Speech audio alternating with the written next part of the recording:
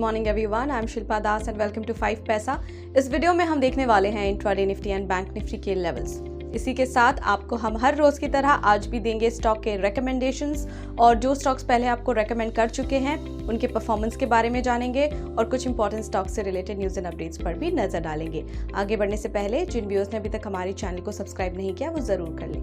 तो चलिए शुरुआत करते हैं intraday Nifty and bank Nifty levels के साथ। इंट्राडे निफ्टी लेवल्स की बात करें तो पहला सपोर्ट लेवल 23,900 का है, दूसरा सपोर्ट लेवल 23,750 का है, पहला रेजिस्टेंस है 24,270 का और दूसरा रेजिस्टेंस है 24,350 का। इंट्राडे बैंक निफ्टी लेवल्स की बात करें तो पहला सपोर्ट लेवल 49,500 का है, दूसरा सपोर्ट लेवल 49,200 का है, पहला रेजिस्टेंस है 50,450 का और दूसरा रेजिस्टेंस है 50,750 का। चलिए देखते हैं अब 5 momentum stocks for the day, यानी कि आपको रेकमेंड करेंगे 5 स्टॉक्स जिन्हें आप होल्ड कर सकते हैं 7 to 10 डेज के लिए। सबसे पहला स्टॉक रिकमेंडेशन है MSTC लिमिटेड। वॉल्यूम स्पॉट है, यहाँ पर बाय कर सकते हैं 907 पर। स्टॉप लॉस 861, पहला टारगेट 953 और दूसरा टारगेट 990 पर रख सकते हैं। नेक्स्ट स्टॉक इज ट्रेंड, यहाँ पर राइजिंग वॉल्यूम है, आप इसे बाय कर सकते हैं 5644 पर। स्टॉप लॉस 5475, पहला टारगेट 5815 पर रख सकते हैं और दूसरा टारगेट 5960 पर रख सकते हैं। अगला स्टॉक है MFSL on the verge of breakout है, ये बाय कर सकते हैं 1107 पर। स्टॉप लॉस 1062 पर, पहला टारगेट 1152 और दूसरा टारगेट 1195 पर रख सकते हैं। नेक्स्ट स्टॉक है पूनावाला, यहाँ पर वॉल्यूम स्पॉट है, आप इसे बाय कर सकते हैं 369 पर। स्टॉप लॉस 350 लगा सकते हैं, पहला टारगेट 388 और दूसरा टारगेट 405 पर रख सकते हैं। Next stock is UltraTech cement limited.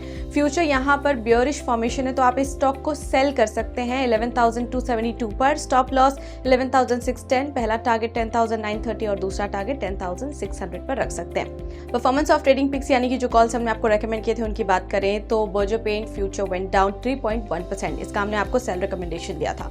इसके अलावा देखते हैं स्टॉक से न्यूज, जिसमें आज बात करेंगे JB chemicals and pharmaceuticals, Cochin shipyard और एस्ट्रल के रिजल्ट्स के बारे में। जेबी केमिकल्स एंड फार्मास्यूटिकल के Q1 रिजल्ट की बात करें तो net profit 24.2% year on year से बढ़ा है at ₹176.8 crore. Revenue 12.1% year on year बढ़ा है। एबिटा 20.7% से राइज हुआ है and margin at 27.9% versus 25.9% year on year. Cochin shipyard की बात करें तो नेट प्रॉफिट 76.5% राइज हुआ है। रेवेन्यू 61.1% बढ़ा है। एबिटा में भी तेजी आई है 125.3% से, margin at 23% versus 16.5% year on year.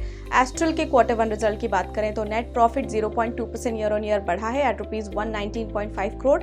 Revenue में 7.8% की तेजी दिखी है और साथ ही एबिटा 5.9% ईयर ऑन ईयर बढ़ा है एट ₹213.8 करोड़। सो इसी के साथ फिलहाल के लिए इतना ही, और ऐसे इंपॉर्टेंट अपडेट्स के लिए कीप फॉलोइंग 5 पैसा। और अगर आपको ये वीडियो पसंद आया है तो लाइक, शेयर और हमारे चैनल को सब्सक्राइब करना बिल्कुल ना भूलें और साथ ही आपके फीडबैक हमें कमेंट सेक्शन में जरूर दें।